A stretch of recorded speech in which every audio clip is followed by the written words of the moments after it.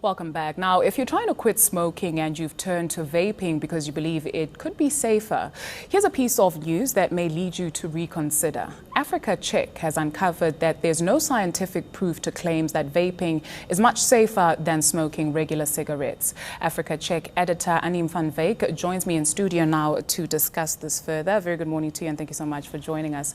If you speak to a vapor, they'll give you 1,000,001 reasons why they think it's much better than smoking normal cigarettes. It smells better, it's cost effective, it's socially acceptable, you can go anywhere and no one will look at you funny, but it's not all the way that safe.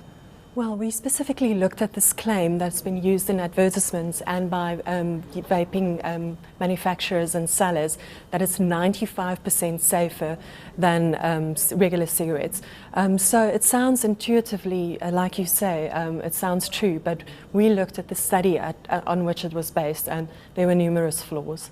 Tell us about those flaws. What did that study reveal? Well, it was based on an expert panel of 12 people in various fields, law, toxicology, pharmacology. And they got together and they had they call it a multi-criteria decision analysis model.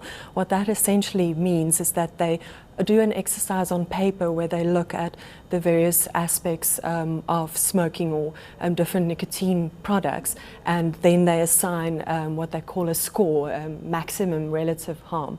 And based on that, they assigned e-cigarettes a 4% score and regular cigarettes a 99.6% score.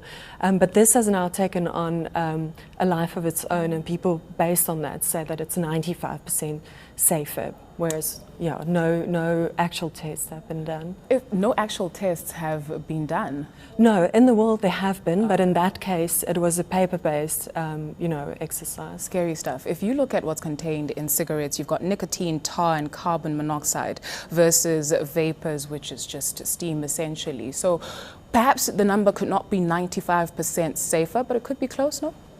Well, we don't know yet, so people are studying it, but we must remember it's a fairly new product. So most studies could only track people for 12 months, so health effects, that would only become apparent later haven't yet been picked up.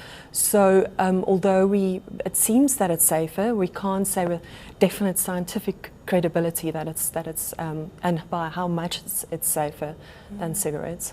So what is your essential call to action here, and what are you saying to people? Knowledge is power essentially, I guess, so the better you know about the products that you're using, the better it is for you. Well, yes, everybody takes decisions on a daily basis, and if it could affect your health, we want to make sure that all the facts are on the table and that you don't maybe take an advertisement or claims made by people that want to sell you something as the gospel. Arm yourself with the facts and then you can make a better decision about your... The onus is upon whom to push these companies to give us better scientific proof? Yes, well, that they will always try to present the evidence in the best possible light, or even try to do studies that will support their products. So we can turn to, say, the World Health Organization or independent researchers and academics to rather, give us an unbiased opinion. Such a big industry and they're making so much money, no wonder there's a resistance. Yes, the people argue that we must also look at not the harm to the individual smoker or vapor, but also to the wider community. Could this maybe lead teenagers to take up vaping and then later, and re-normalize smoking because it's become acceptable? You don't get that frown, as you mentioned at the beginning. So it's early days, and we need to just tread carefully and take everything in consideration. Still got some way to go. Thank you very much for your time this morning. That was Africa Check editor Anim van Wyk.